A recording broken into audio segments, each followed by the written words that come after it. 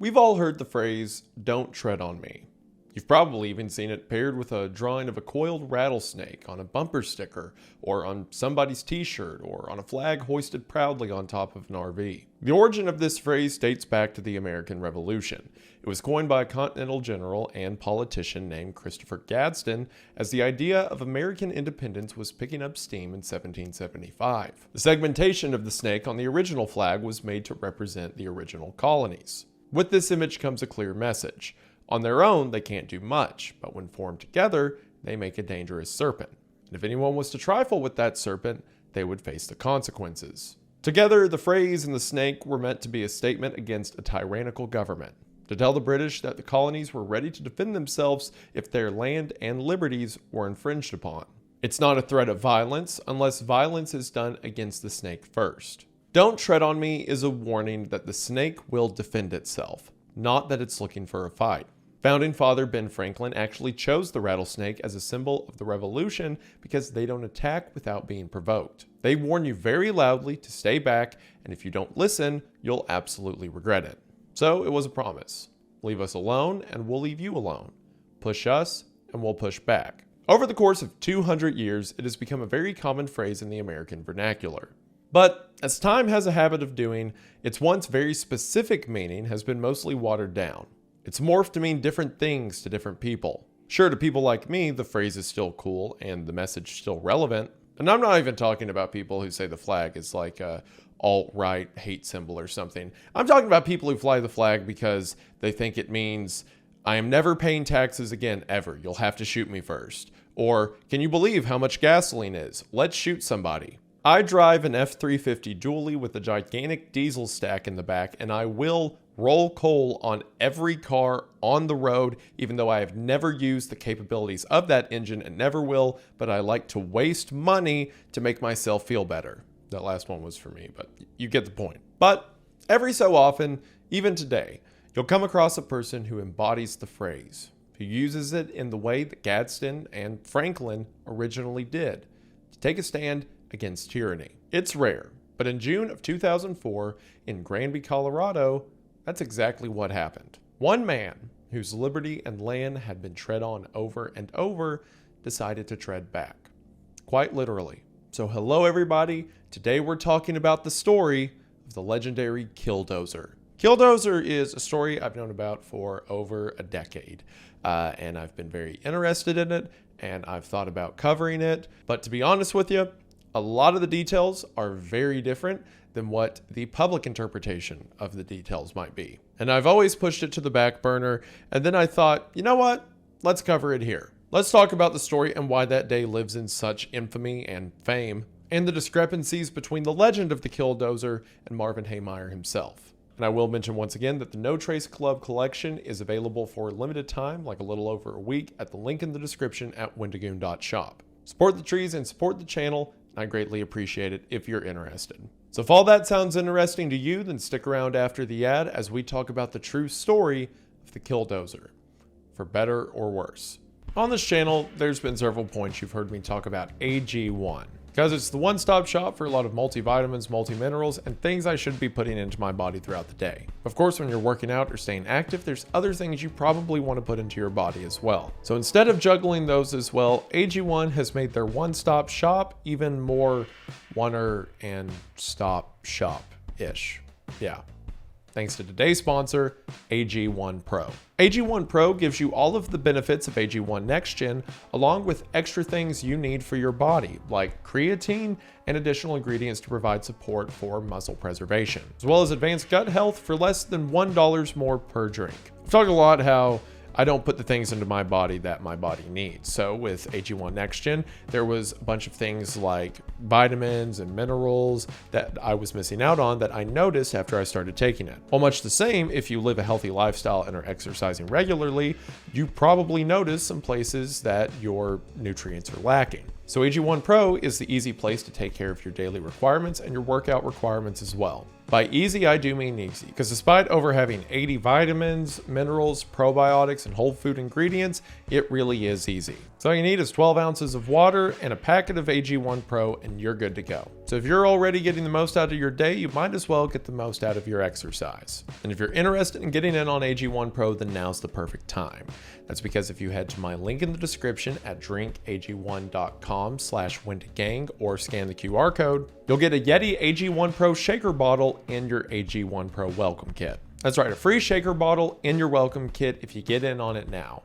Once again, that's drinkag1.com/Wendigang or scan the QR code to get in on their offer today. Thank you to AG1 for sponsoring the channel. Their link will be in the description, and we are now back to the video. We are going to go ahead and get into it, but as always, thank you for watching. Sometimes reasonable men must do unreasonable things. This is not the tagline for a Jason Statham movie. This quote was part of a small manifesto scribbled down on a scrap piece of paper written by a man named Marvin Haymeyer, right before he entombed himself in a bulldozer fortified with concrete and steel plates, then proceeded to flatten the homes and small businesses of those who wronged him. Like Paul Revere in his Midnight Ride, word of this one-man revolution spread quickly. Marvin Haymeyer became a kind of American folk hero for the little man. Modern-day David in a Goliath-type story, like the guy who burned down the toilet paper warehouse. Because, you know, the biblical story of David and Goliath and the toilet paper warehouse are basically the same thing. When all was said and done, Marvin had demolished 13 of his enemies' buildings and businesses, including the local newspaper, a politician's home, and the greatest symbol of oppression, the town hall. Despite the KILLDOZER moniker and the fact that guns were mounted to it, its creator and operator Marvin Haymeyer was the only person who died that day. And that's not by accident. Marvin clearly could have killed someone from that position if he wanted to. Given that reports say he welded himself shut inside, he clearly had no intention of ever getting out alive. As the legend grew, all of the memes and posts and word-of-mouth stories about the KILLDOZER never really talked about what the hill he died on actually was. In most cases, the retelling of the story doesn't go much deeper than, hey, remember that time a guy made a tank out of a bulldozer and went on a rampage? And if someone does elaborate, they often paint a picture of something like an honest, salt-of-the-earth type guy who just wanted to operate his small muffler business in peace, had to deal with a bunch of corrupt cronies in the local government who tried to force him out in favor of a new shiny concrete plant. And no matter what this man did to be reasonable, they kept shutting down his appeals and petitions.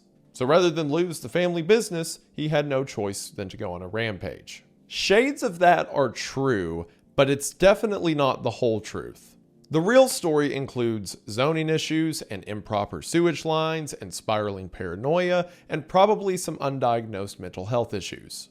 Which I promise you, there is going to be someone watching this who heard that. It's like, oh, they're going to say that the KILLDOZER, you know, that awesome dude was like unwell. And it's like, how many people, you know, that are totally mentally sound weld themselves shut inside of a bulldozer to die while destroying a bunch of buildings? Like, not saying there's anything wrong with it. I'm just saying, you know, call them like I see them.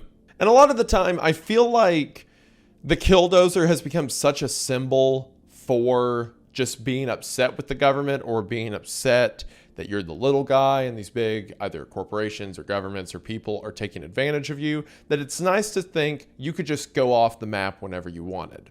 It's more so like a comfortable fantasy to know exists, that this guy was fed up with his local government, so he used his blue-collar skills to put together a machine that destroyed their little government. So because of that symbol, you don't really need to know why he did what he did, just that he did what he did. And like I said, the real story of why he did what he did is far more complicated and, sadly in many instances, far less cool. So let's get into why Marvin Haymeyer, a retired Air Force airman, successful local business owner, and self-declared God's warrior, spent more than a year essentially creating a tank that looked like it was sponsored by Carhartt. Because, you know, sustaining such an intense level of anger for so long, only to lead the cops on a 2-hour-long chase that might have been the slowest in history, demands a ton of answers and even more questions. We'll start with the man behind the machine. After Marvin Haymeyer retired from the Air Force in 1974, he moved to Colorado. Colorado is home to the Air Force Academy and, at the time, was home to 4 Air Force bases. Because Haymeyer had previously been stationed at one of the bases, he knew the state and the type of people well and decided to live there. He worked as a welder by trade before eventually opening a muffler repair shop. Haymeyer proved to be a good businessman. Eventually, one shop in Boulder, Colorado turned into several shops around the greater Boulder-Denver area. Then, according to an LA Times piece from Martin J. Smith called Martyr Without a Cause, Haymeyer started leasing out his shops to other operators around 1989 so he could move to a small mountain resort town called Grand Lake. Grand Lake is about 90 miles northwest of Denver in Grand County. It's surrounded by national and state parks and wildlife refuges. It's tranquil, idyllic, and all the other words someone would use to describe a small lakeside town tucked away in the mountains. I mean, look at pictures of this place. It's gorgeous. Now imagine that the angriest man alive lives there. So Marvin Haymeyer didn't move there looking for a fight. He moved there to snowmobile. He adopted Grand Lake as his hometown and made it a point to become part of the community. He made friends, went to church, and even led a snowmobile rescue mission when a local was trapped by a small avalanche. On most mornings, he would have breakfast at the Chuck Hole Cafe with a group of regulars that included the town board and its mayor. It's all very Hallmark movie-ish, idyllic, small-town Truman Show-esque. According to his brother Ken, Marvin, quote, was one of the best guys out there. You know, a slightly biased party, but by most accounts, Marvin was a fair businessman, a man of faith, and someone who, again, quote from Ken, would bend over backwards for anybody. A Boulder resident named Floyd Cottrell agreed with that description, saying, quote, he was the nicest guy you could ever meet. But some people are just prone to conflict. Even though he had a nice and pleasant demeanor, most of the time, being combative seemed to be in Haymeyer's DNA. A journalist in the Denver Post said, quote, Marvin Haymeyer was a nice enough guy, so long as you didn't make him mad. Nancy Healy, who had a friend that dated Marvin, backed that up with, quote, he's pretty nice, but don't cross him. He did have a temper, which, given where the story goes, is a bit of an understatement. A former customer probably wouldn't agree with the pretty nice part. Marvin once threatened her husband's life when he refused to pay after Marvin installed the wrong muffler underneath his car. So that's who the people of Grand County were dealing with. A decent guy until you made him mad. Locals got their first real taste of Marvin's volatile personality in 1994 when someone within the nearby Grand Lake government introduced a measure that would legalize gambling in town. Marvin liked this idea and became its champion. And to many, casinos have their pros and cons, and being involved in local politics to try to better your community is a noble undertaking. Well, Marvin may have taken it a step too far. He so badly wanted a casino that he created his own newspaper to promote his opinion. The Grand Lake Prospector and Sky High News, two of the more established newspapers in the county, had the exact opposite opinion. A local reporter named C.C. Cruson began publishing pieces about the negative effects of gambling on local communities. Because Marvin was so vocal, Cruson naturally included his name in some of the editorials, and at one point accused him of being, quote, a hired gun for gambling interests. According to Cruson, this characterization of Marvin got the man so riled up that a physical fight almost broke out between the two. Or to be honest, not really so much a fight as much as Marvin just beating up Cruson. Marvin was 6 foot tall and 230 pounds, and not fat 230 pounds. Tempers ultimately died down, and eventually so did the gambling measure. Marvin had no choice but to drop his crusade, but the perception of Marvin ultimately shifted afterwards. As hard as he tried to integrate himself in the community, he was now viewed as an outsider who had no problem resorting to physical violence against people who provoked him, a reputation that he was never really able to shake. There's a behavioral concept called grievance collecting. Psychologists use it to describe the pattern of someone who continually adds to an ever-growing list of perceived wrongs. It's a sort of victim mentality. Think of someone in your life who, every time something bad happens to them, they can't let the last bad thing go, so it just snowballs and snowballs. Historians tend to use it when describing figures whose conflicts escalated over time, like Genghis Khan or Richard Nixon. This concept very much describes Marvin Haymeyer. Naturally, people who collect grievances also collect enemies. And you know, Genghis Khan and Richard Nixon dealt with their enemies a little bit differently. Nixon tried to kill people's careers, ambitions, and livelihoods. Khan tried to kill people. Haymeyer and his KILLDOZER seem to lie somewhere in the middle of that spectrum. Rewind to 1992, just a few years after moving to Grand Lake. Marvin bought 2 acres of land at an auction 15 miles away in the town of Granby, Colorado. Granby is the proverbial Goliath of this David and Goliath story, at least to Marvin. Despite its small size, with a population of only 1,546 people, the town became the source of most of Marvin's grievances. Marvin planned to lease the 2-acre property to a friend who wanted to run an auto repair shop. That plan stalled a year later when his friend pulled out of the deal. This friend had concerns about some environmental issues on the land. These issues may have stemmed from the fact that the property had a sewage system that wasn't exactly up to code. And it's not that Granby had high standards for their sewer systems. It's that Marvin had unique standards. Marvin's 2-acre parcel of land didn't have a conventional sewage system. Whoever owned the land prior to Marvin dealt with sewage in a different way. They stored it in a buried cement mixer. Exactly what it sounds like. You know cement mixers, right? One of those was underground, and the dude who owned the property beforehand just ran their sewage line directly into that buried cement mixer, which you may be asking, will that eventually get full? Yes, but that's a problem for later. Right now, I'm pooping in the cement mixer. So of course, when Marvin, tries to lease his friend the land, his friend's like, it doesn't really take, an expert on sewage or drainage or waste management to know that storing fecal matter in the mixing drum of a concrete truck is not the way to go. Like I said, that thing's going to get full, and good luck finding a sewage company to pump it. And that thing's clearly not sealed or built for it, so what happens over time? And the answer to that is environmental issues. Marvin had a chain of successful shops, and he was doing very well for himself. Suffice to say, he was not a dumb man. He very likely knew about the sewage situation when he bought the land, but in his mind, the government's responsible for sewage, so Granby should be the one paying the $60,000 to $80,000 it would cost to install an actual working system. And you know what? Normally, this is a rare occurrence, right, for me. Normally, whatever the government did, I assume they did something bad or stupid or wrong or whatever. But this is the one case. This is the one case when I feel like a small town who has sewage standards, the standard being, put it somewhere and just don't pour it into what's effectively a buried truck in your yard. And when the guy comes to him and is like, well, you have to come pay for it. For once, I feel like they don't have to pay for it.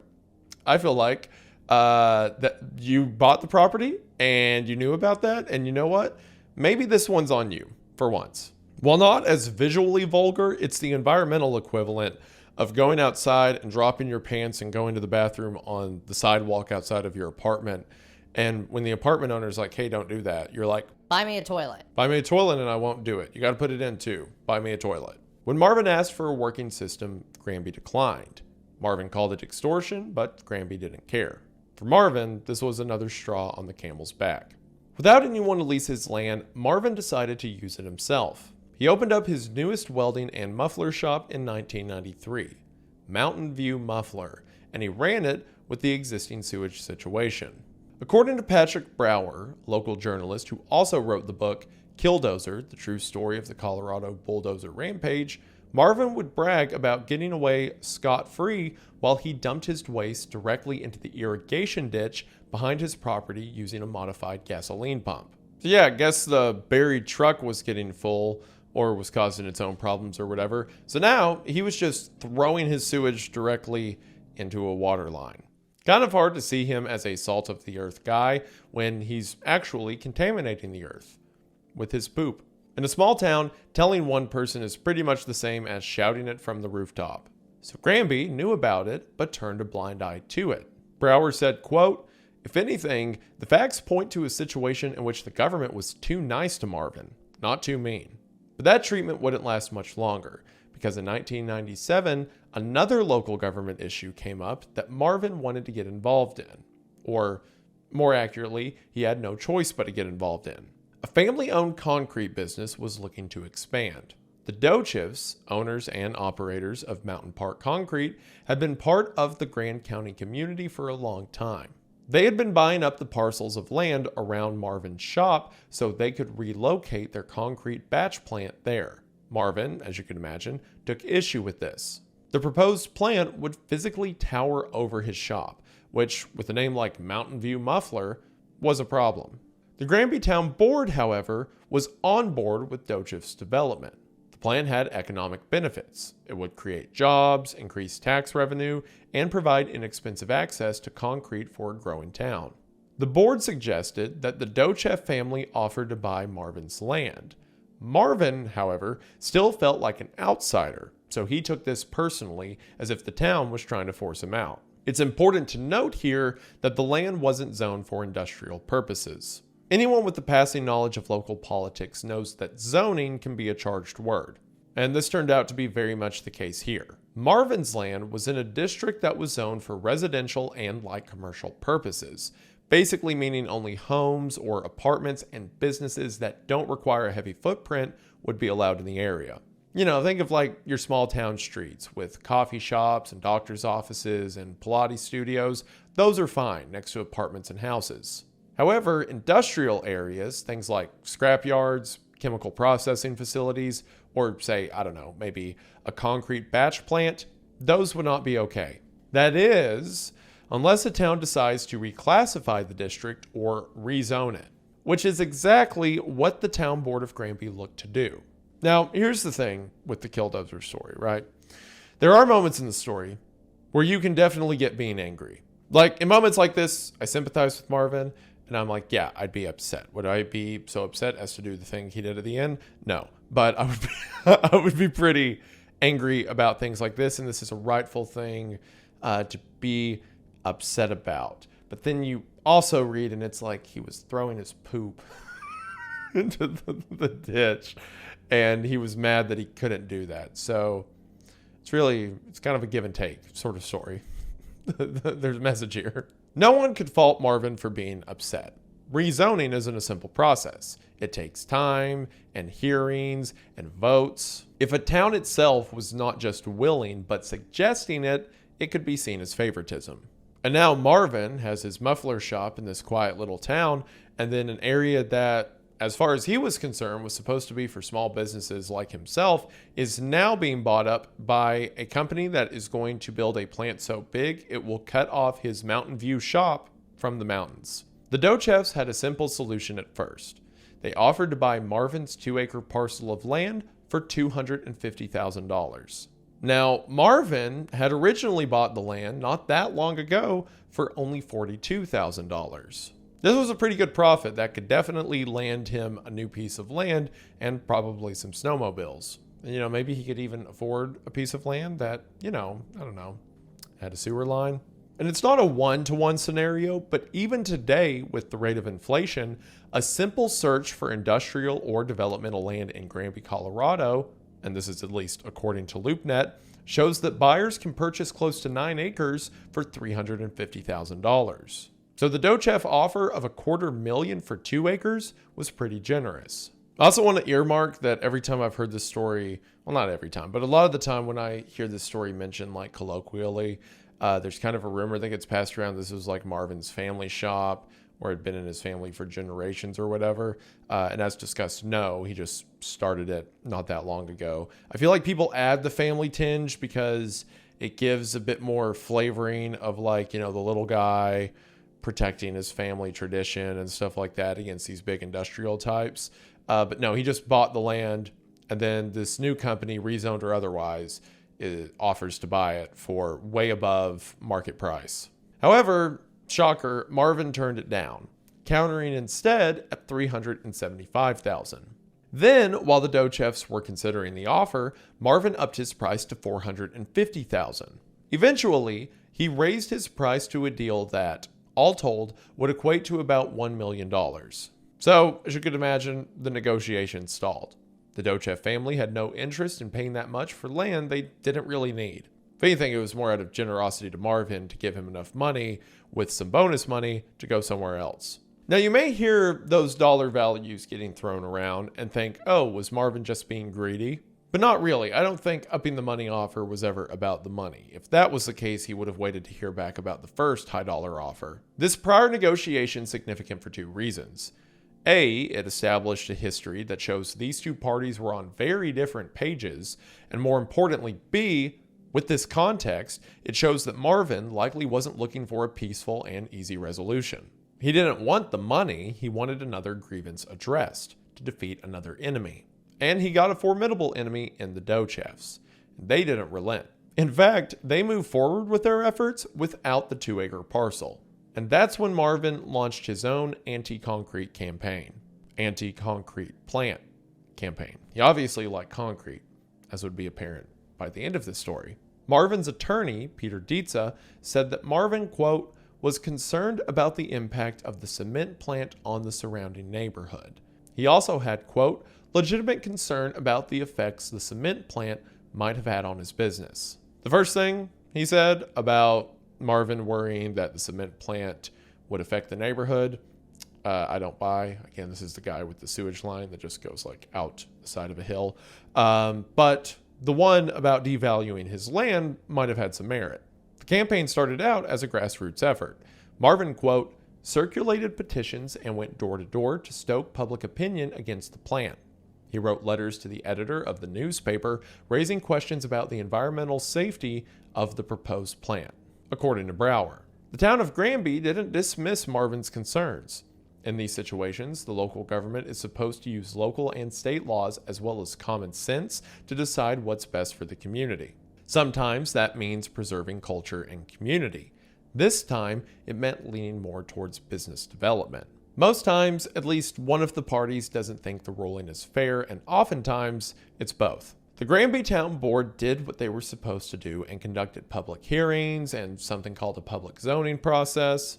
It was essentially their way of saying they'll look into it and report back. What they found was Haymeyer wasn't the only one opposed to this. Nancy Healy, the woman whose friend dated Marvin, said, quote, nobody wanted it. A lot of residents agreed that a concrete plant would mean a lot of large trucks and machinery coming and going through the surrounding neighborhoods. They also thought that rezoning would lead to more plants and warehouses in their small idyllic town. I mean, look at the pictures of Granby, right? Now just picture with me a ton of just blue panel frame buildings and then like a giant concrete plant. You can understand the concern, right? Marvin was very much the face of the fight against the rezoning, which was a position he was familiar with from his Grand Lake Casino push, and this time he had support. Sharon Brenner said, quote, we felt it would put our motel in a bad light.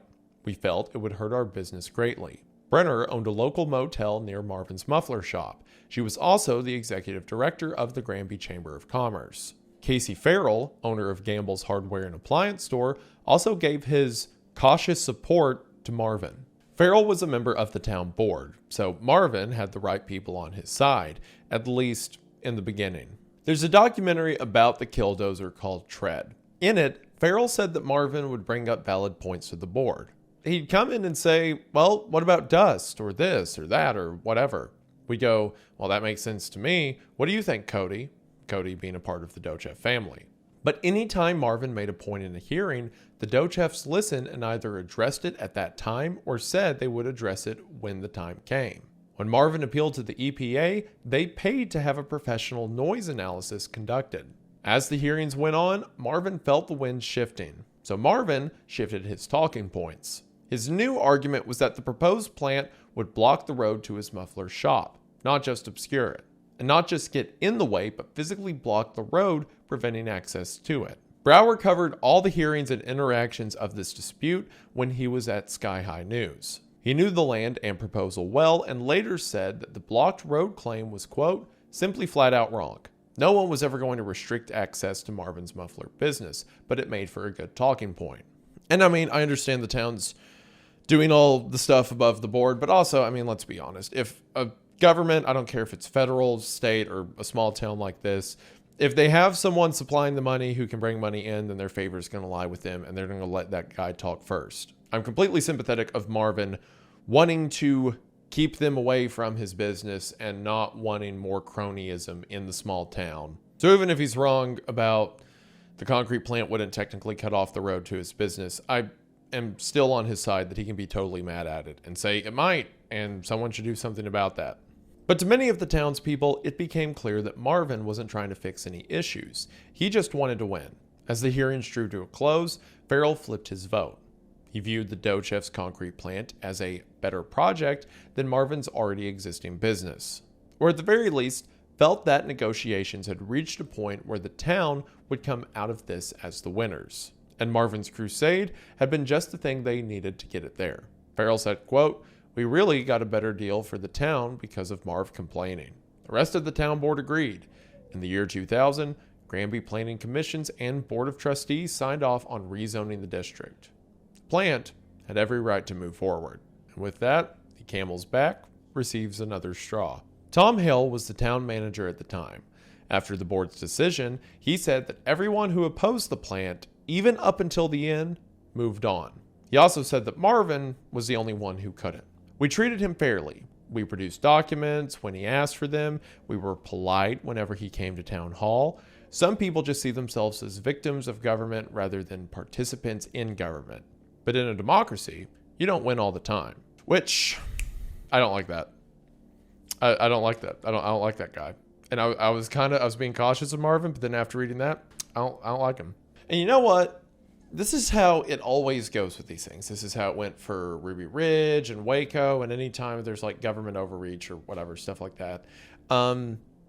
It is always a guy who most people don't like who is at the center of these stories, right? Because it's normally the people who are willing to bristle some feathers who wind up in these like violent altercations with the state. Imagine that. And because they become the victims of the state, they get kind of martyred after death, or in Randy's case, after, the death of his wife and son, where people are like, oh, they were just these precious small beings that could do nothing wrong, and then big bad government comes and stuff. And Marvin gets the same treatment, where, like I said earlier, people talk about like he's just a great man who was super nice all the time, and the government turned him evil step by step. So then when you come in and you want to talk about these stories objectively, you have to spend so much time kind of breaking the legs of the sainthood narrative that's been established around them. Because it's way easier to use the story as a talking point if your talking point is squeaky clean. With it being said that Marvin's a jerk and he takes stuff too far and he holds a grudge and blah, blah, blah, he's totally right. Again, not in the whole KILLDOZER thing at the end of the story. He's totally right about being furious about this decision. The reason zoning restrictions like that exist in small communities is because communities are maintained by their preservation. If that be their preservation of law, their preservation of tradition, their preservation of the space, the buildings. And sure, change isn't always a bad thing, but change is change into something else. The point being, those zoning restrictions exist to prevent the kind of thing like what the concrete plant did from happening. You have a family with a ton of money who goes to the town board and says, hey, I can make the town a lot of money. And would you look at that? The laws are different now. It's cronyism and corruption that happens over and over again. And then you got this guy, Tom Hale, who makes a statement saying, I don't know why Marvin couldn't get over it. Maybe because Marvin was the one most affected by the decision. I hate the gaslighting that gets associated with these stupid stories of governments doing things for their own benefit or their members' benefit, where they'll do something that lines their pockets and then turn around and go, I don't know why anyone would have a problem with this. Hey, it's democracy. You don't win all the time. I do, but you don't. Some people see themselves as victims of government instead of participants. Maybe because you made them a victim, idiot. Okay, that wasn't intellectually benefit. I'm just mad now. There's a bell curve, because I remember when I was like a teenager, KILLDOZER was the coolest thing ever. And it's like, oh, well, the actual story isn't that interesting. But as I'm reading the people he had to deal with, I'm like, well, maybe it is the coolest thing ever. No, I'll be good. I can be objective about this. I won't build a bulldozer made of concrete. I promise, I think. Even some of the original opponents would later say that the plant's operations were less disruptive than they thought, including Brenner, the motel owner. Quote, the truck noise was minimal, and with the batching operation being mostly indoors, the dust was not much more than what the wind would normally blow around the area. But Marvin couldn't accept this. It stoked his paranoia. According to some, he felt that the whole town of Granby was plotting against him. Farrell noted, quote, Marv's assumption that there was this group of community leaders that would get together at the coffee shop in the morning and conspire about how to keep Marv from moving forward because he's the new guy. The crazy part is, I'd liked Marv.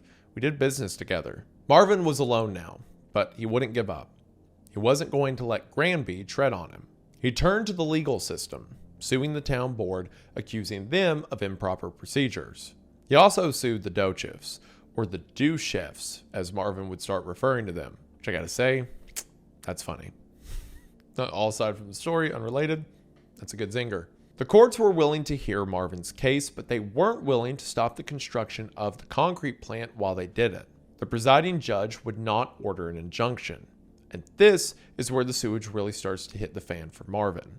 Now that there was a new tenant nearby, Marvin could no longer secretly dump his waste. Again, as mentioned earlier, the pipe that went into the irrigation ditch was kind of an open secret. Like there wasn't someone there to directly view it or complain about it, but some people around town just knew that he did that. Well, now in the space that there was nothing, there is now a concrete plant. He was being forced to comply with Granby's sewage rules. Again, this wasn't cheap. It would have cost at least $60,000. Even after dealing with all his crap, literally and metaphorically, the Dochifs extended an olive branch. If Marvin dropped his lawsuit, they would let him hook up to their sewer line free of charge. And again, that's a generous offer. And also again, no deal. Instead, Marvin dug an illegal sewer line onto another neighbor's property to connect to their system. They found it pretty quickly and reported it to Granby Sanitation District Board. And again, this goes back to what I mentioned earlier about the discrepancy of Marvin not being a great guy, but also having a lot of bad done to him. Because look, I'm a forgiving man, I like to think, all right? But if someone built a plant in a circle around my home, and then it was said that my sewage system wasn't operating functionally and it wasn't bothering anyone before, even if it was unsanitary, and I should have, as a person, done something about it. But now the people who have encompassed my house are like, hey man, you know what? Sewage system on me. You can use ours. I might dig an illegal sewer system too. I'm not going to take their offer. Now, it would have been different, to me at least, if Marvin had just dug another line and put the sewage somewhere else.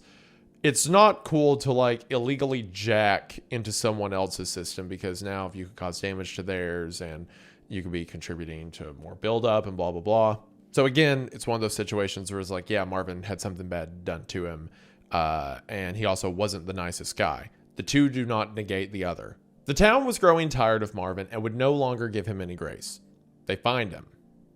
When he finally wrote the check to cover the fines, Marvin made it out to the, quote, town of Granby. Cowards. With this, things had officially turned ugly. Final blow was dealt in April of 2002 when the court dismissed Marvin's lawsuit. They concluded that Granby did everything by the book and followed proper legal procedures. The district was officially rezoned. Mountain Park Concrete would finish building the plant, and there was nothing Marvin could do to prevent it from going it up. So, he made plans to bring it down. Maybe the town was treading on Marvin, but Marvin wasn't necessarily a guy who had no other option than to fight back. He had steady income from his other shops. He didn't even live in Granby. He could have sold his parcel and business and continued his snowmobiling lifestyle in Grand Lake. Or, if he got tired of the board in Granby, could have just sold that land to the concrete company and never dealt with them again and just lived out his days in Grand Lake and, with his several other shops. There were plenty of options. He just chose an option that wasn't on anybody's radar. In the summer of 2002, Marvin traveled to California. He wasn't looking to get away or to blow off steam or take some time after his failed battle. He went there to buy a bulldozer, specifically a Komatsu D355A. This thing was massive, weighing more than 100,000 pounds. It was 30 feet long, 12 feet high, and 10 feet wide. Imagine two orca whales stacked on top of each other. That's how big it was, which is a weird, unit of comparison. And it had a max speed of a whopping 7.9 miles per hour. Hey, they said this thing was strong. They never said it was fast. Some Granby residents watched as this behemoth was hauled through the town on an equally massive flatbed truck and unloaded in the middle of the night onto Marvin's property. It was a spectacle. They wondered what he needed it for, but didn't give it much thought after that. As Smith put it in his LA Times piece, Granby is, quote, the kind of place where a man can possess a 61.5-ton Komatsu bulldozer for no apparent reason without raising too many questions. And you know what?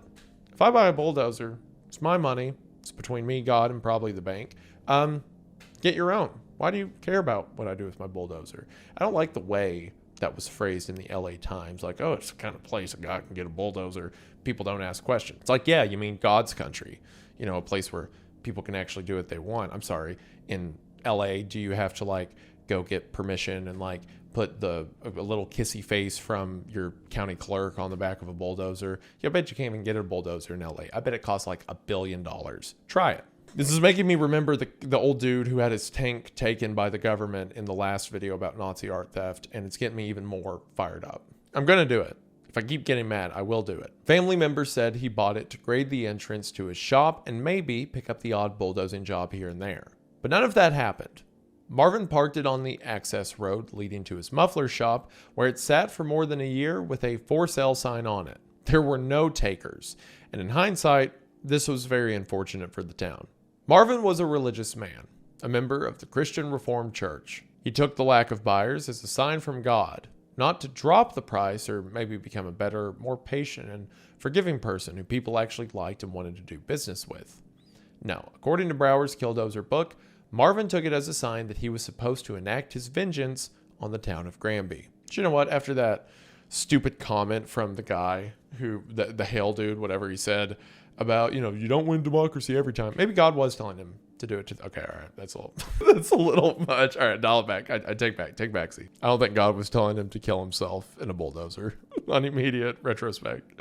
In October of 2003, Marvin made the move he should have done much earlier. He sold his Granby land along with the building and most of his inventory. According to Marvin himself, he netted $400,000.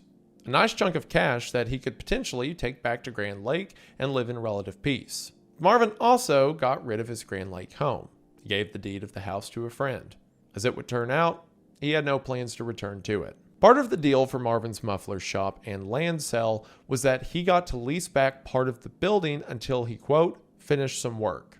The new proprietors gave him until June 1st of 2004. When the deal closed in December, Marvin walled and locked off a 2,000 square foot section of the building, which is where he would illegally live for the next year and a half. He outfitted this new hybrid workspace / living space with a portable cement mixer, an electric hoist, lots of peanut butter, and a library of movies that included the Vin Diesel masterpiece, A Man Apart.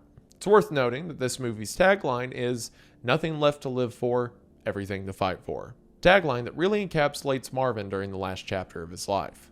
He moved the Komatsu bulldozer into this space and then got to finishing his work, which was code for building his revenge machine, aka the KILLDOZER. Don't forget that, in addition to being an expert grudge holder, Marvin was also an expert welder. He started by forging steel plates to create a sort of thick armored shell around the cab and the controls. He filled in the gaps and reinforced this shell, ironically, with lots of concrete. Next, Marvin installed several video cameras on the outside and 2 monitors on the dashboard inside the shell so he could see where he was driving without being exposed. He installed compressed air nozzles around them to blow away dust and debris to keep his view clear. He even had the foresight to protect those cameras using 3-inch bulletproof polycarbonate. This wasn't an overnight project. It was painstaking manual labor that took skill and effort and lots of curing time for the concrete to harden and set. This labor of hate would take more than a year and a half to complete. And maybe Marvin was intensely mad that whole time, but it wasn't a white-hot rage. It's difficult to maintain anger for that long, so it's possible that there was some undiagnosed mental illness or untreated trauma at play. His anger at this point had become internalized, a part of him. That's what grievance collecting does. He also kept himself gassed up by composing his manifesto while he was building this thing. Marvin's manifesto existed in 2 forms. One was written and the other was verbal. Marvin recorded his thoughts on 3 audio cassette tapes for a total of 6 segments. The total runtime was about 2.5 hours. In many of these recordings, he was telling himself, or whoever was going to listen, that what he was doing was for a divine purpose. The first recording was on April 13th, 2004. In it, he says, quote, "God blessed me in advance for the task that I am about to undertake. It is my duty. It's a cross that I am going to carry, and I'm carrying it in God's name." On another tape, he would say, quote, "God built me to be here to prove to you that what you've been doing for God knows how many years is wrong. You picked on the wrong man. I'm not tough. I'm not that strong. What I'm going to do is above me." Ugh, gosh. He dumped sewage, and he also he killed himself over what was ultimately an issue regarding a sewage line and concrete, and it's not that cool. It's not cool. Not cool. Some of his recordings place the blame on the town. Quote, "I'm an American patriot. I believe in free enterprise system. I believe in a level playing field of competition. You have given me license through your example to do what I need to do. It was not God's will what they did to me. That was man's will. That was their will." But not all of his messaging was idealistic and aggrandizing in this manifesto-ish way. Honestly, the scariest part of the tapes are the segments where he talks about the most mundane things in his regular voice and pleasant demeanor, like the numbers and the details of selling his property. Things like, quote, "At an auction, I would have had to pay the auctioneer 10% of the sales price. I had it listed as the minimum reserve at $450,000. Because in these instances, he comes off as a calm, rational individual who really was just finishing some work. June was approaching, and as a final touch, Marvin mounted 3 rifles. One on the front, one on the rear, and one on the right side. The guns, by the way, were a Ruger Mini 14, semi-automatic 5.56, an FN-FNC, which is a much cooler semi-automatic 5.56, and it's also Al Pacino's gun in Heat, and a Barrett M82 off the rear. So, an anti-material capable 50 BMG. And with this, the KILLDOZER was finished. He had added about 11 tons of steel and concrete to the 50-ton bulldozer. It was equal parts impressive and insane. Marvin recorded his last messages 13 days before his rampage. At first, he showed emotion, psyching himself up. His anger was palpable. Quote, "This time I'm not walking away from it. The real world is going to come back and slap you in the face like you have never been slapped before, and maybe that will make you think the next time a generation from now when you start screwing an outsider. And maybe that will make you think the next time a generation from now when you start screwing an outsider." But his final recorded words sounded like he was leaving a voicemail for his grandma. It was calm and very matter of fact. Quote, "Hey, I hope you had a great time and a good life. I've had a great life. It's Saturday morning, 22nd of May of 2004, and I'm going to put this tape and tape recorder in a plastic bag and somebody else can try to figure it out. We'll see you later." Shortly after that, Marvin did actually put these tapes in a plastic bag. He mailed them to his brother Ken in South Dakota. Ken didn't know what to do, so he turned the tapes into the FBI, who then sent them to the Grand County Sheriff's Department. All this took too much time. By the time Granby realized just how much Marvin had spiraled, it was too late. Marvin brought 3 handguns, an air conditioner, and a week's worth of food and water with him as he climbed inside the tomb-like cab of the Komatsu. Then, he bolted or welded the hatch door shut, turned on the KILLDOZER's engine. For more than a decade, Marvin Haymeyer felt like the town of Granby was treading on him. So, on June 4th, 2004, Marvin treaded back. Dressed in a Hawaiian shirt over his work clothes, which, I realize how this looks, Marvin bulldozed his way through the side of the building he had been working from, introducing the KILLDOZER to Granby, and therefore, the world. Reports say Marvin had a list of at least 10 names and businesses that he had planned to target. His main goal was the physical destruction of his enemies' businesses, which would destroy their careers and livelihoods. He may have not set out to kill people, but it seemed he wasn't against that kind of thing happening. He also had a very deliberate route mapped out. He set his sights on his first target, his neighbors and number 1 nemesis, Mountain Park Concrete. Around 2:15 p.m., the KILLDOZER tore through the plant's administrative building. As you can imagine, the building instantly became rubble. Most plant employees thought that there was an explosion. Cody Dochev was screening topsoil when someone radioed him about it. But once the machine plowed the entire rear of the plant, it was clear that this wasn't an explosion. It was an armored bulldozer. No one could see inside, but everyone knew who was at the wheel. Bulldozers don't have wheels, they have like controls, but you get it. Cody tried to stop it. He climbed on top, but quickly realized there was no way in. So he climbed into his own heavy machinery and, in an extremely dangerous game of chicken, rammed his front loader, which weighed about 40,000 pounds, into the KILLDOZER. That's right, middle of Granby, there's a bulldozer fight, and one of the bulldozers is covered in armor. Okay, it's cool, fine. It's all cool. I'm a man. What do you want from me? I can only be pushed so far. The KILLDOZER just tossed it to the side. Some employees attacked the treads. They jammed anything large they could find to get them to stop moving. Others, including Cody, shot at it. That's when Marvin shot back. It felt like a war zone. Personnel from the sheriff's department and several state troopers got to the chaotic scene quickly. Their first move was to fire at the cameras, but their shots bounced off the bulletproof plastic protecting them. All the time Marvin spent dreaming up this nightmare had paid off. When Marvin had thoroughly destroyed the Dochev's plant, he turned south, monster trucking the sheriff's Ford Expedition that was in his way. He had his sights set on Main Street and would very slowly make his way there. It was only going 5 miles an hour, but it could flatten buildings and foundations faster than law enforcement could figure out a safe way of immobilizing it. A line of police and emergency vehicles tailed him at this very slow pace. Some police even jogged next to him on foot. One member of the sheriff's department climbed the KILLDOZER and rode it as he tried to find a way inside the cab. It was, as advertised, impenetrable. At one point, he tried dropping a stun grenade down the exhaust pipe. It did nothing. But points for creativity there. Another person rammed a tractor scraper into the KILLDOZER. Scrapers weigh somewhere between 50 to 150,000 pounds. And again, the KILLDOZER plowed right through it. All anyone could do was follow and watch the slow destruction of their town. At this point, word had gotten out. Law enforcement made calls using a reverse 911 system, which you probably didn't even know was a thing until you heard me say that just now. They told residents in the area to evacuate their homes and employees to evacuate their businesses. Sky High News posted an article listing all the places Marvin destroyed, the reason why, and in some cases, the cost of the damages. Next on the list was Mountain Parks Electric, a co-op utilities company. The damage? One office building, garages, and some electrical transformers. The reason? A former employee served on the town board. So just to make sure we're all clear, and I think you've probably figured this out by now, but there is no, like a lot of the time when I cover a Timothy McVeigh or a Ted Kaczynski or whatever, there's a veil of I'm doing the right thing to save people or to make the world better.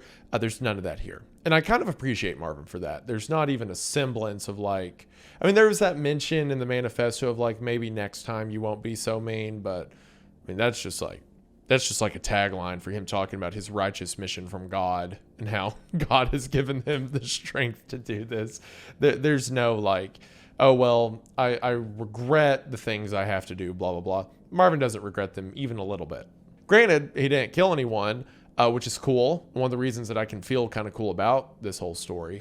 But, I almost appreciate him for just being honest about it. And just saying, yeah, I'm just mad. This is revenge. Nothing else. Well, I guess I say that, but in the manifesto, there was some language around reasonable men must do unreasonable things and, enough is enough. And so there's almost an altruism in this act of revenge by the act of him pushing back. He is doing something righteous, but that's so vague that, and I'm also just used to the Timothy McVeigh thing of oh, well, these are acceptable targets and blah, blah, blah. Just run into some buildings. Just, be chill about it. After Mountain Parks Electric, the KILLDOZER dozed Maple Street builders. Damage, one office building, and one work truck that was plowed through the building's facade. Cost of damage was $12,000 to $14,000. The reason? The owner didn't sign a petition opposing the plant. Next was Town Hall, which was also home to the Granby Library. If you're pro-Marvin, which I suspect many of the people watching this video are, especially given the audience that I've cultivated, you might argue that he didn't put anyone in actual danger, just their property. That's another one of the things about the story that gets passed around a lot, similar to him being a totally cool guy who never really had that many problems with the county around him. People will say that he made sure everyone cleared buildings before he destroyed them, but that's not true. At the time the KILLDOZER was in the middle of its rampage, the library was in the middle of story hour.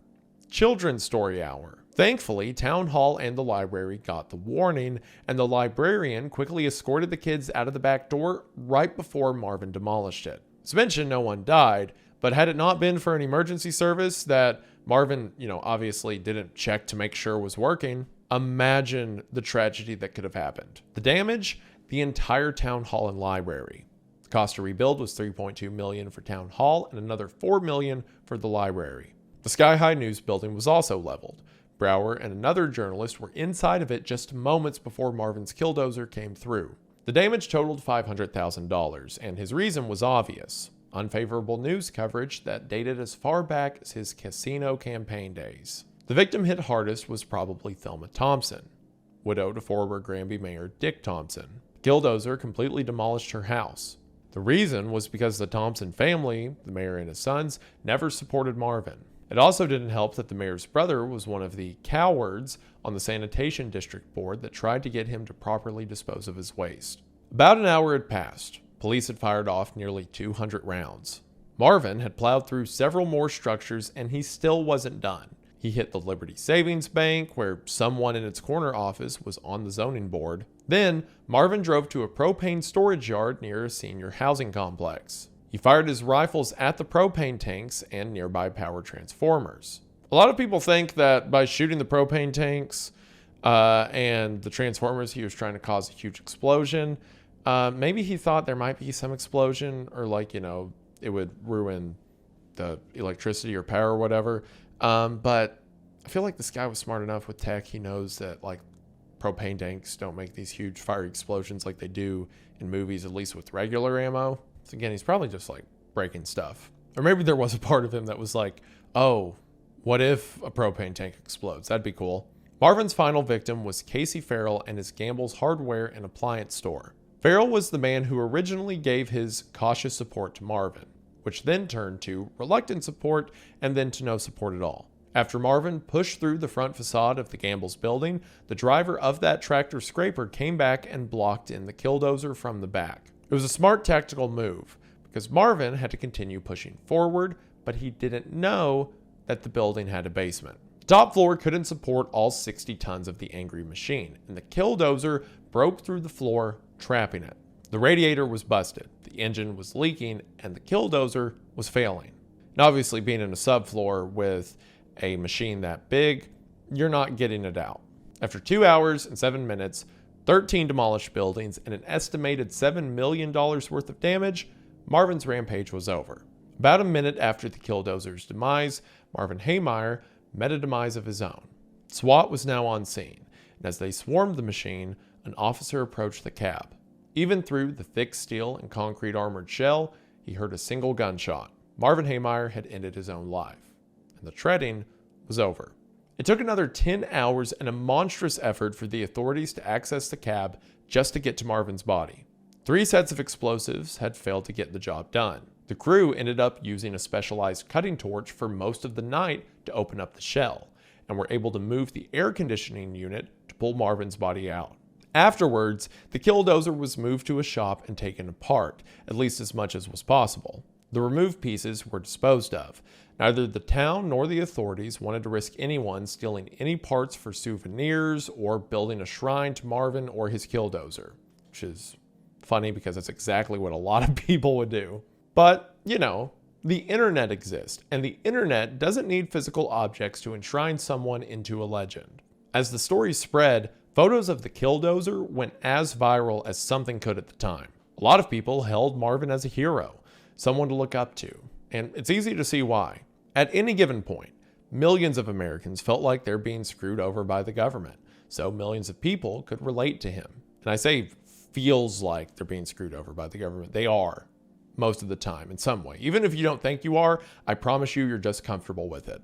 And because he didn't actually kill anyone, the KILLDOZER became a symbol, a physical manifestation of civil disobedience. Iterations of the Gadsden flag became popular and still are. Instead of a drawing of a rattlesnake, there's a drawing of the KILLDOZER. Instead of don't tread on me, it says tread on them, or tread on those who tread on you. And again, this kind of goes back to what I was talking about earlier, where there's a difference between Marvin the man and Marvin the symbol. Do I think that Marvin had legitimate concerns and infractions against the state, and even if that state was just his local county government?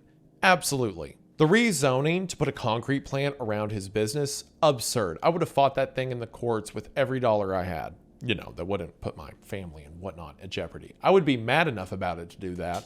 But there were other concerns he had that were totally unjustifiable, like the stuff regarding the sewage system. Again, Marvin doesn't have to be perfect for the things that were done against him to be wrong.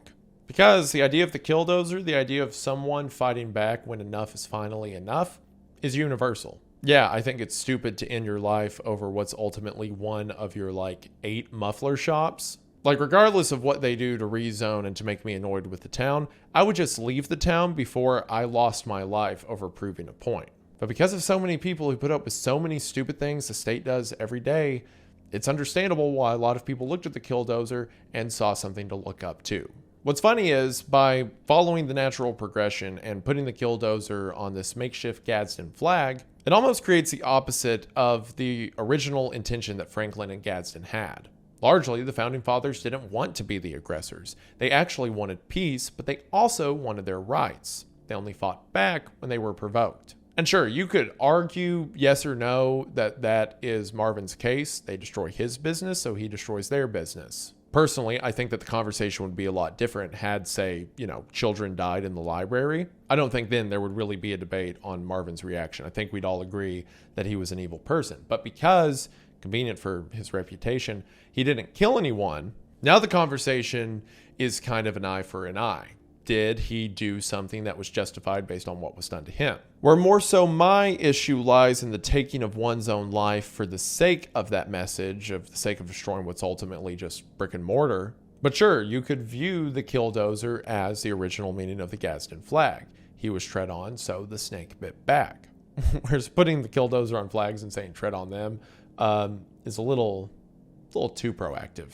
But in 2004, people didn't care. They liked this message better. They started buying the Haymire flag on t-shirts and coffee mugs. I know I have a coffee mug somewhere. I also have an AR magazine that has the KILLDOZER on it that says don't tread on me, I think. They were getting tattoos of the KILLDOZER and patches for their jackets. Even now, 22 years later, people are recreating real-life versions of the KILLDOZER. When his written manifesto became public, the anti-establishment and political fringe community referred to Marvin as a martyr. It wasn't as well planned out as the blueprints to his machine, but that doesn't make it less interesting or effective. The manifesto was written on random pieces of paper and his for sale sign. The for sale sign had a laundry list of grievances, like, had Cody paid me the $66,000 on the day of the FDIC auction? Had the community not been so hateful? Had Bud Wilson told me I was allowed in the district? Had the town not been so unreasonable and admitted the PDO was pre-approved? And at the bottom, quote, you f***ed yourselves because of your malice. If all don't win, we all lose. One of the random pieces of paper had things he found interesting. Like, it's interesting to know that I did not buy the property for myself, but for John Kleiner Bill's brother. It's interesting how he backed out of the deal. It's interesting how the dozer was the only thing that did not sell at my auction. It's interesting how I had until June of 2004 to complete the dozer. It's interesting how Dick Thompson died shortly after PDO approval. It's interesting how Ron Thompson died prematurely shortly after PDO approval. It's interesting how the Dochef girl died prematurely shortly after PDO approval. It's interesting how Marv Haymire died prematurely shortly after PDO approval. It's interesting how everyone lost. Those final two lines about himself dying shortly after the approval, which, he was planning for, and saying everyone lost, is a weird amount of insight. Listing all of the people who died in the community and how trivial this zoning issue is in the grand scheme of, life and death. And then mentioning his own death and then saying, in the end, everyone lost. It's interesting he had that amount of clarity, but still followed through with it. Other bullets were more to the point. Again, quotes, one thing the community should also learn. Don't let inbred, window-peeking perverts and bankrupt suicidals run everything. Now, do you have the courage to stand up? You Granby have got to learn to listen. can you hear me now? Man, that is haunting. Man who's about to take his own life in a run says, can you hear me now? Ugh. And of course, the line that became the motto for a lot of people, quote, sometimes reasonable men must do unreasonable things. No one can deny that that phrase is powerful and awesome within itself, but knowing all the context changes the conclusion. People can and do argue that what happened to Marvin was unreasonable, and as I mentioned earlier, I agree, at least with, the zoning stuff, the poop stuff, not so much. And that despite the fact that he did have a tendency to lash out, there was a reasonable man in there somewhere. However, others see it differently. They see that he was a very unreasonable man who just put on a facade to get by. Either way, it's up for interpretation. I wouldn't disagree with either opinion. There's also the belief in some circles that after Marvin's death, the accounts that lingered from the folks in the town favored their side, a dead man unable to speak for himself in defense. Without having been there and forming one's own opinion, it's incredibly difficult to pinpoint which take is accurate. Maybe the entire town was conspiring against one man. I mean, it wouldn't be the first time. Maybe after his death, there was a massive smear campaign, coordinated or otherwise, to just make him sound crazy and hateful. But if you do believe that route, Occam's razor would say that it's easier to believe the majority, especially when it would take a huge number of otherwise disconnected people to keep secrets and hold to the conspiracy to a T, over what's ultimately trying to make a guy sound crazy who, again, mind you, built a KILLDOZER and ran it through multiple buildings. You would think that would kind of do the work for them, and especially when presented with the recordings and manifesto, words that he spoke and wrote directly himself. Again, the complicated part about the legacy of the KILLDOZER is just how understandable and reasonable the principles are for so many people. Government has the reputation for overstepping and oppression because of how often it does both. It deserves no benefit of the doubt. America was founded on these very ideas. At its core, the ideas behind Marvin's mission are essential to a life free from governmental oppression. It's something that we should all be willing to stand up for if the need arises. If we let them get away with everything, then they'll get away with everything. That's obviously the symbol and the reason so many people side with the KILLDOZER from a symbolic sense. The question is if that's what it actually was. I talked a lot in my Ted Kaczynski video about how there are two Ted Kaczynskis. There's the real Ted Kaczynski who hated people and then window shopped an ideology that allowed him to kill people because he hated people and he wanted to be isolated and he just wanted to find a way to step off the earth, so to speak. And then there's the Ted Kaczynski that's remembered through the memes and the ideas of a man who saw technology going too far, so he did his best to stop it. And then similarly with Timothy McVeigh, there's two Tim McVeighs. There is the real Tim McVeigh who had this deep hatred for those around him and himself and needed an enemy and eventually found a target for that. And then there's the Ted McVeigh that he wanted to be in journals and newspapers talking about how he regrets the things he had to do, but he saved a lot of lives in the future and did what had to be done. Similarly, and to a lesser degree, for the most part, honestly, because there wasn't a kill count besides himself, I feel the same way about Marvin. Sure, the symbol of the bulldozer fighting back, of saying enough is enough, and not killing people, but destroying the same institutions that they've been building up off your broken back, I get it. But in reality, even if it was wrong, even if they should pay, like literally pay money or, be kicked out of their position for rezoning so that they can put an industrial place in an area where an industrial plant has no place being. Even if all that's true, you are still dying for a business that you just bought that is one of many, and you're willing to die for it because you said so. Not only willing to die for it, willing to spend the last year and a half of your life in preparation for dying for it. That is, to me, much less a man who said enough is enough and wanted to make a point and be a martyr for the cause of freedom, and is instead a guy with a lot of grudges who really sees his life as less valuable than getting revenge. To me, the symbol of the KILLDOZER is still funny, still interesting, and it still means something to some people. Funny enough, similar to the Gadsden flag. But also similar to the Gadsden flag, to other people, it just means getting revenge because you're mad, or striking them before they can strike first. And as with a lot of other symbols, because the true story wasn't as squeaky clean as some of the narratives suggest it could be, then your interpretation for it's up in the air. There's no true baseline to go off of, because the true baseline is that the guy was angry enough to die for a shop that he had just bought in a city he didn't live in with people he didn't care about. And at the end of the day, he was an angry guy who was willing to die for it. And that isn't that moving. The men who created the flag that proudly proclaims, "Don't tread on me," would have happily stood behind someone doing unreasonable things to stand against tyranny in the name of liberty. That's the core issue. By all appearances, Marvin wasn't standing up to an unfair, tyrannical oppressor. He refused to do the reasonable things that benefit a community, like, not letting your poop dump out onto someone else's property.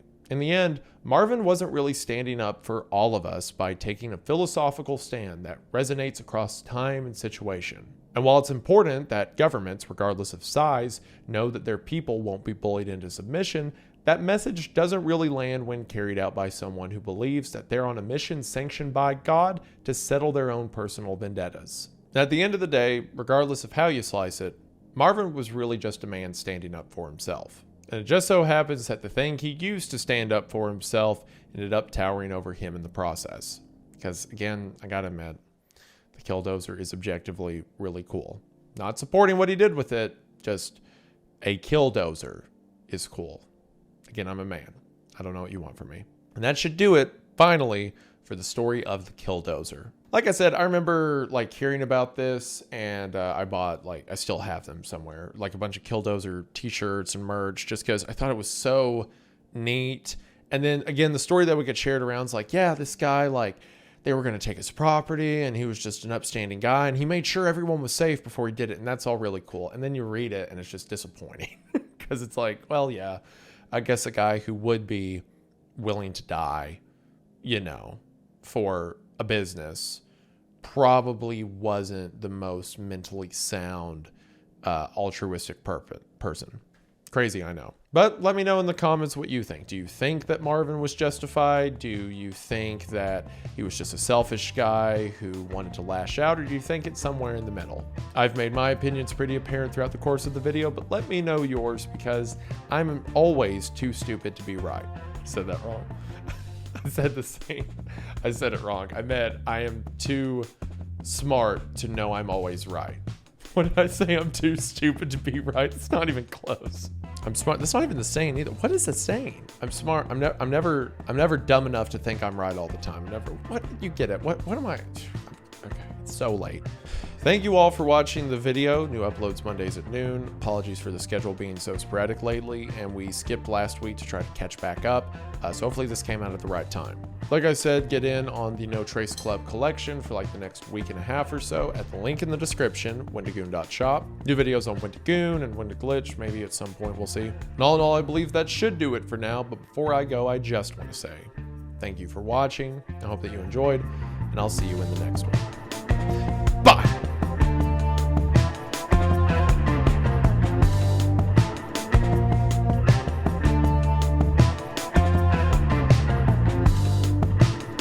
If he didn't go into the basement, I wonder what the plan would have been. Eventually, say he does this for 24 hours. He's got to run out of houses, right? Does he just shoot himself anyway? Or does he just drive off into the sunset? Do they let him be a naturally roaming KILLDOZER? The KILLDOZER could have been encrypted. Imagine if he just took off into the woods and no one ever saw him again. And it's well, he probably went into a lake or something. But then there's legends that you can still see the KILLDOZER slowly cresting hilltops to this day. That'd be nice. I'm going to start lying and saying that's what happened. I'm going to spread false information because it's funny to me. Yeah.